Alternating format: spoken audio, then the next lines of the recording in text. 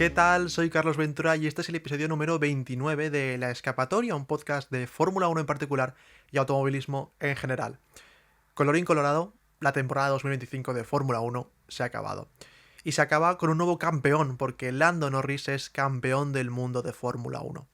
Tenemos muchas cosas que comentar del nuevo campeón y de lo que nos dejó el Gran Premio de Abu Dhabi. Por eso, la primera parte del programa, obviamente, va a ir dedicada a Lando Norris, pero también a Max Verstappen y Oscar Piastri por esa batalla por el Mundial. Segunda mitad para el buen fin de semana de Fernando Alonso y Aston Martin y otras cositas que nos dejó el Gran Premio, el último Gran Premio de la temporada, como por ejemplo el carrerón de Leclerc y el fin de una era, por qué no decirlo, para la Fórmula 1. Y por supuesto comentamos el resto de categorías porque tuvimos la primera cita de la temporada de la Fórmula E en Brasil y la última también de la Fórmula 2. Así que con toda esta actualidad, comenzamos.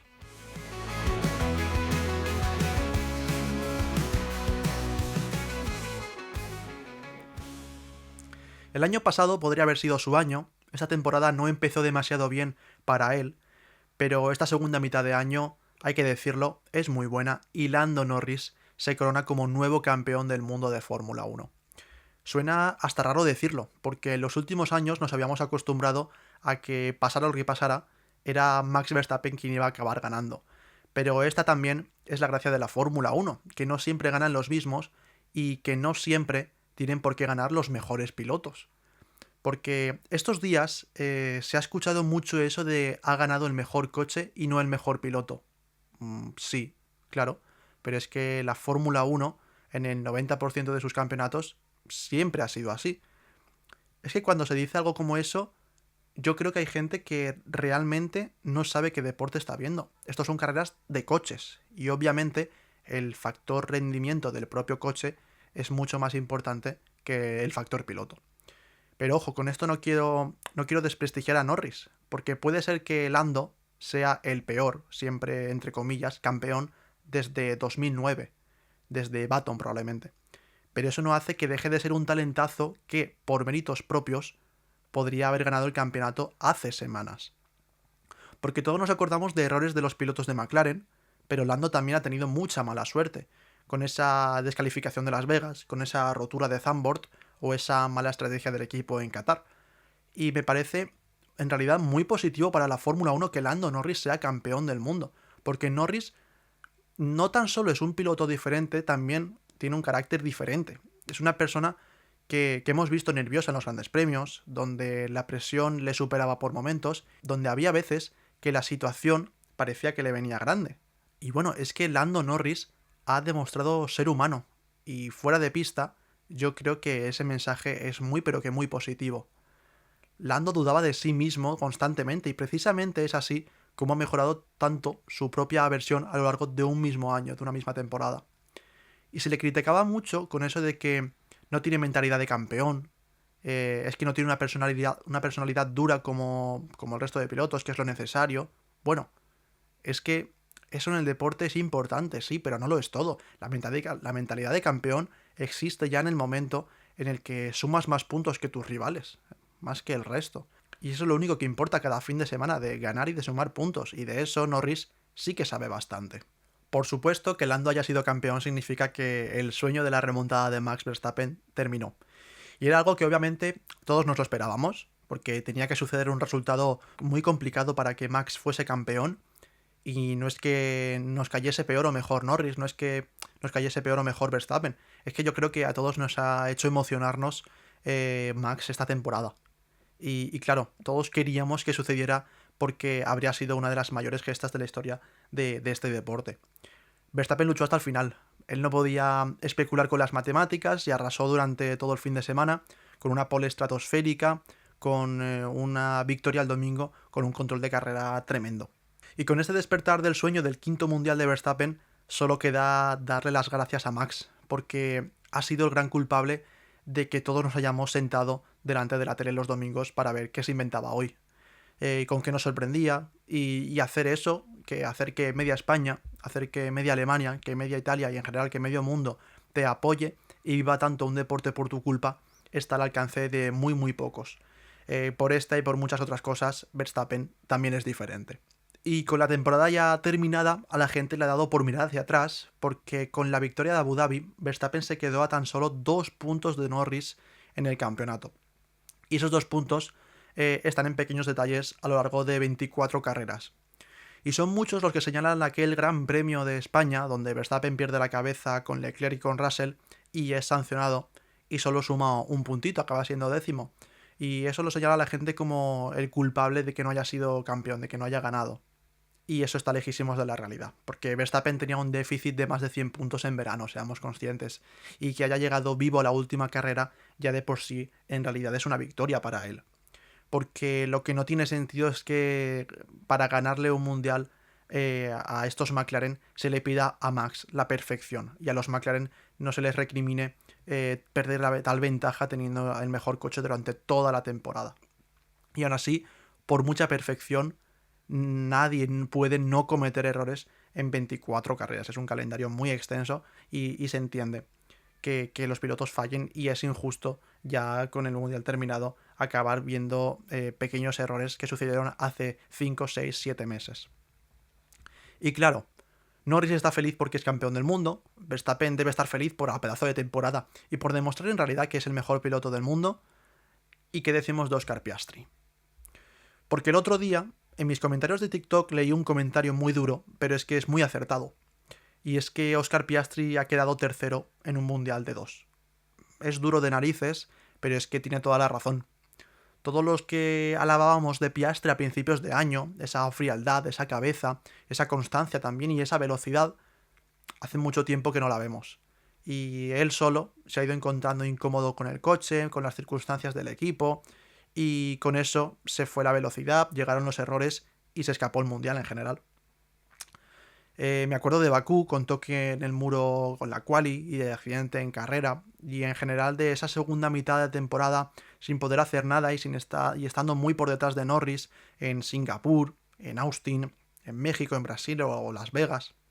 La verdad es que debe haber sido un final de temporada muy duro para Piastri, que como no puede ser de otra forma, debe dejarle un sabor muy amargo porque con este cambio de normativa no sabemos dónde va a estar cada equipo el año que viene y aunque Piastri es muy joven todavía, quién sabe si esta ha podido ser la opción más clara en toda su carrera de ser campeón del mundo.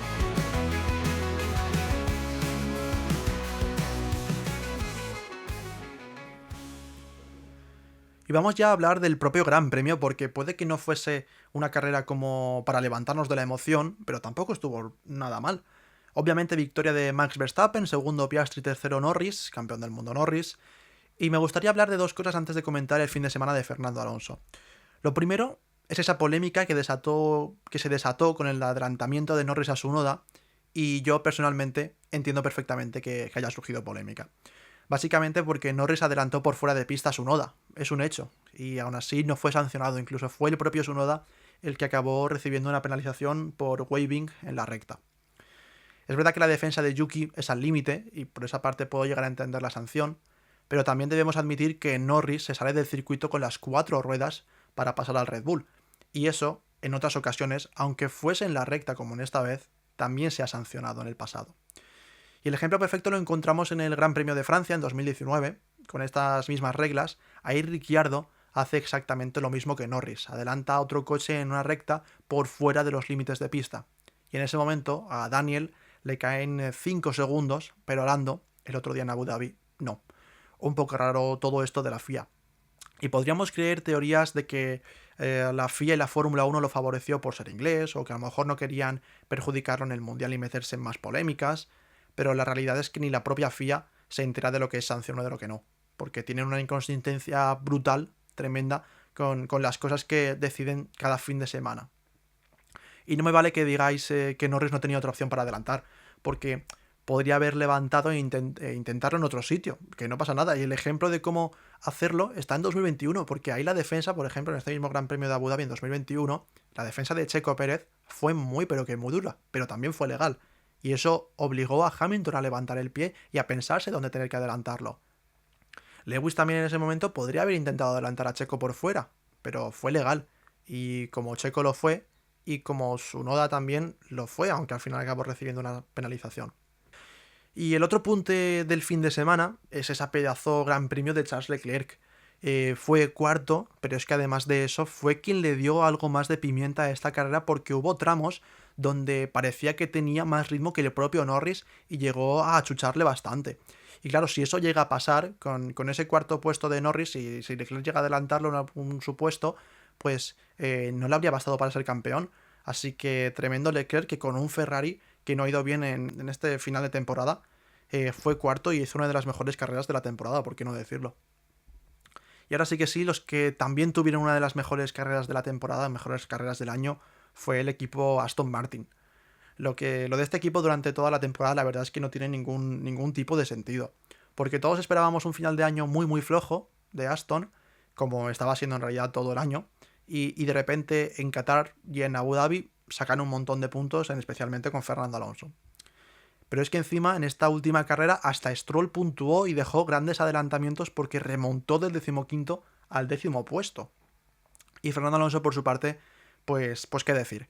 No tan solo metió el AMR25 en Q3, sino que lo llevó hasta la sexta posición en clasificación y después en carrera volvió a gestionar, volvió a hacer uno de esos trenecitos suyos donde los de atrás no pueden adelantarlo y desesperó así a Ocon, desesperó a los Sauber y aguantó esa sexta posición que le da 8 puntos. Que no son pocos viendo cómo ha ido el resto de la temporada, porque con esos puntos Alonso adelantó a Hadjar y a Hülkenberg en la clasificación general para acabar décimo, justo en mitad de tabla cuando el Aston ni de coña está para meterlo justo ahí.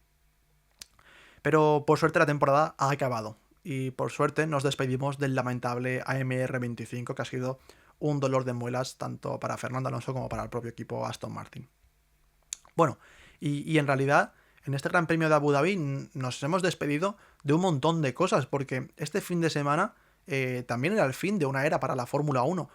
En este Gran Premio le hemos dicho adiós al DRS tal y como lo conocemos, porque el año que viene tendremos un sistema parecido pero distinto.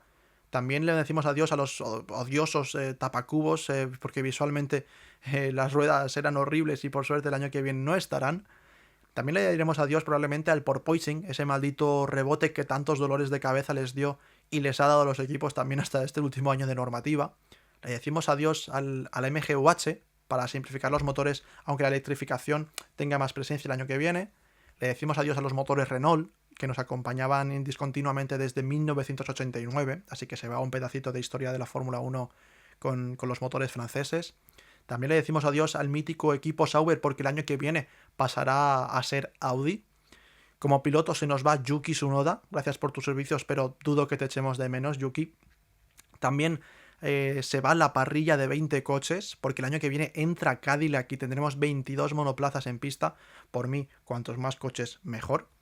Y este año también se nos vuelve a ir el mítico circuito de Imola, porque sale del calendario, a cambio tendremos el nuevo circuito de Madrid. Así que todas estas cosas son las que marcan el fin de una era en la que no nos hemos pasado de más. Una era en la que puede que haya sido mejor, pero en realidad no nos hemos pasado nada mal, ¿no? Y personalmente yo tengo un poquito de miedo por qué nos deparará el futuro con esta normativa tan revolucionaria, por no decir alguna palabra más rara, de 2026.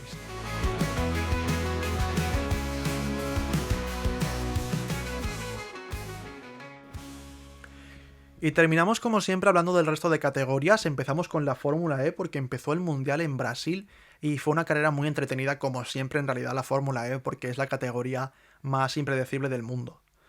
Y pese a que la parrilla haya sufrido bastantes cambios, los favoritos y los pilotos fuertes siguen estando arriba. La victoria se la llevó Jack Dennis con el Andretti, seguido del vigente campeón Oliver Rowland, y ojo, tercero fue Nick Cassidy en su nueva aventura con el Citroën, y significa que la marca francesa ha debutado en la categoría con un podio, así que nada mal para empezar el año. Y por detrás, cuarto y quinto, siempre fuertes y peleando por victorias, fueron los Porsche con Verlaine y con Müller. Y muchos ojos, especialmente aquí en España, estaban puestos en el debut de Pepe Martí, y la verdad es que no ha empezado la cosa con buen pie, porque clasificó 14º, sabemos lo difícil que es adaptarse a estos coches y que Pepe nunca ha sido un gran clasificador, pero bueno, eso es solo una anécdota, porque en realidad en la Fórmula E la quali nunca es determinante al 100%. El problema fue en carrera, que a falta de pocas vueltas para el final y en busca de un buen puñado de puntos acabó saliendo volando en un accidente fuertísimo porque no vio que habían sacado el full course yellow y se comió a los coches de delante pegando varias vueltas hasta aterrizar. Lo importante, que Pepe está bien porque el accidente fue tremendo. Lo malo, obviamente le llega un castigo a la altura de desobedecer las órdenes de dirección de carrera, que es salir desde el fondo de la parrilla en la próxima carrera y le caen 4 puntos de penalización en lo que sería la superlicencia. Y si podemos sacar algo bueno de este fin de semana es la velocidad y la adaptación que demostró durante la carrera. Porque es verdad que tuvo suerte con el safety car que él se encontró, pero de no ser por el error habría conseguido un buen puñado de puntos, así que eso debe tranquilizar a Pepe y que siga yendo pasito a pasito en esta nueva aventura que es para él la Fórmula E. Y pasamos a la Fórmula 2 porque obviamente en Abu Dhabi también terminó la temporada de uno de mis campeonatos favoritos. Durante el fin de semana por fin hemos visto el resurgir de Lindblad, porque desde que se hizo oficial que subiría a la Fórmula 1, la verdad es que su rendimiento no había sido espectacular, pero por lo menos esta semana sí, y se quita esa espinita de irse de la Fórmula 2 con un buen sabor de boca. Se llevó la victoria al sprint del sábado, Durksen fue segundo, y ojo, doblete de Campos, porque el debutante Solov se subió al tercer escalón, tremendo lo del búlgaro, que está llamado a ser, con este rendimiento que está demostrando en las primeras carreras en Fórmula 2, está llamado a ser uno de los grandes protagonistas la temporada que viene. Y el domingo fue un dominio total de Durksen, con victoria, que ya conocemos qué tipo de motores le suele tocar al bueno de Durksen, pero aún así, tremendo el final de temporada del paraguayo, y me va a gustar mucho verle el año que viene, porque se va a Invicta, el equipo que ha ganado los 2 últimos años, así que ojo con ese coche el año que viene. Y para cerrar, comentar que ya han confirmado la mayoría de las alineaciones del Mundial de Resistencia, del WEC, y este año tenemos 3 pedazos de pilotos españoles en la máxima categoría, en los Hipercar. En el Aston Martin 009 tendremos a Alex Riveras, en el Genesis 19 a Dani Juncadella y en el Ferrari 50 a Miguel Molina. Y hasta aquí el episodio de hoy. Por supuesto, animo a que apoyéis este podcast siguiéndolo en Spotify, suscribiéndose en YouTube, al igual que me podéis seguir a mí en Twitter en @carlosf1ventura y en TikTok en @carlosventuraf1. Y como siempre, nos seguimos escuchando en la escapatoria.